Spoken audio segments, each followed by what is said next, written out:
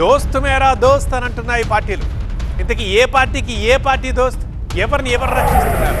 BRS తో కాంగ్రెస్ కి బంధం ఉందని బీజేపీ ఆరోపిస్తే, కమలం పార్టీకి గులాబీ పార్టీకి ఒప్పందం కుదిరిందని కాంగ్రెస్ విమర్శిస్తోంది.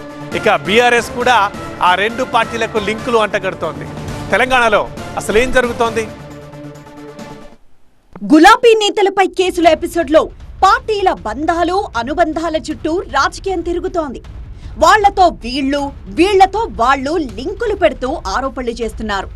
అప్పుడెప్పుడో నమోదైన ఓటుకు నోటు కేసు నుంచి ప్రస్తుతం పాలిటిక్స్ ను హీట్ చేస్తున్న కాళేశ్వరం కేసు వరకు అన్నింటిపైన పొలిటికల్ బంధాలను అంటగడుతున్నారు నేతలు. బీఆర్ఎస్ తో అవగాహన లేకపోతే ఎందుకు అరెస్ట్ చేయడం లేదనేది బీజేపీ వాదన. ఫోన్ ట్యాపింగ్ కేసులో 2 ఏళ్లుగా హడావుడి చేసిన ప్రభుత్వం ఒక అధికారిని డీఎస్పీ స్థాయి నుంచి సీఐగా డిమోట్ చేసిందన్నారు కేంద్ర మంత్రి కిషన్ రెడ్డి. ఈ కేసులో ప్రభుత్వం తీసుకున్న చర్యలు ఇదొక్కటే అని విమర్శించారు. ఢిల్లీ స్థాయిలో కాంగ్రెస్ బీఆర్ఎస్ మధ్య ఒప్పందం కుదిరిందని, అందుకే నిందితులపై ఎలాంటి చర్యలు తీసుకోవడం లేదని ఆరోపించారు. ఒక డీఎస్పీని సీఐగా డిమోషన్ చేశారు. ఈ ప్రభుత్వము ఈ 26 నెలల్లో హైకోర్టులో పిటిషన్ వేసి ఇంత దర్యాప్తులు చేసి సీరియల్స్ కొనసాగిస్తూ చేసినటువంటి కార్యం ఏంటంటే డిమోషన్. ఇది కాబట్టి ఎందుకు చెప్తానంటే ఈ రెండు పార్టీలు కూడా ఒకటే. రాహుల్ గాంధీకి మల్లికార్జున ఖర్గేకు కేసీఆర్కు మధ్యలో ఒప్పందం కుదిరింది కాబట్టి, అండర్స్టాండింగ్ వచ్చింది కాబట్టి ఈరోజు తెలంగాణలో ఏమీ చెయ్యరు వీళ్ళు. బీజేపీ బీఆర్ఎస్ మధ్య ఫెవికాల్ బంధం ఉందన్నారు సీఎం రేవంత్ రెడ్డి. కాళేశ్వరాన్ని బీఆర్ఎస్ ఏటీఎంగా మార్చుకుందని బీజేపీ స్వయంగా ఆరోపించింది.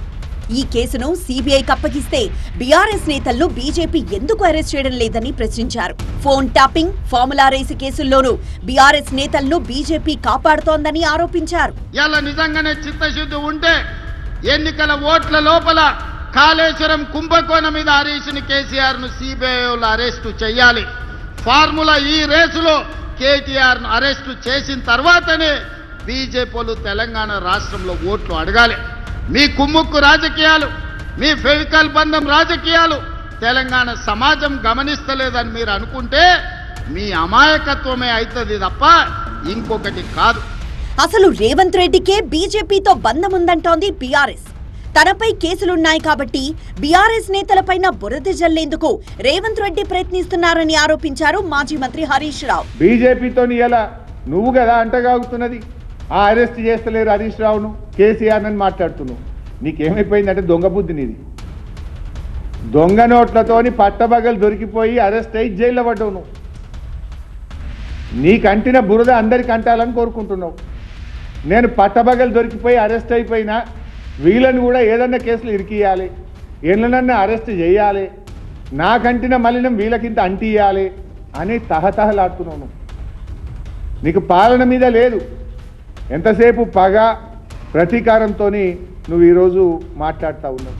కేంద్రం చర్యలు తీసుకోవడం లేదని రాష్ట్ర ప్రభుత్వం, రేవంత్ సర్కార్ సైలెంట్ గా ఉంటోందని బీజేపీ సర్కార్ ఆరోపణలు చేసుకుంటున్నాయి. ఇక ఆ రెండు పార్టీల లోపాయికారి ఒప్పందంతోనే తమపై పగబట్టారంటోంది బీఆర్ఎస్. ఇంతకీ ఈ 3 పార్టీల్లో ఎవరితో ఎవరికి అనుబంధం ఉన్నట్లు?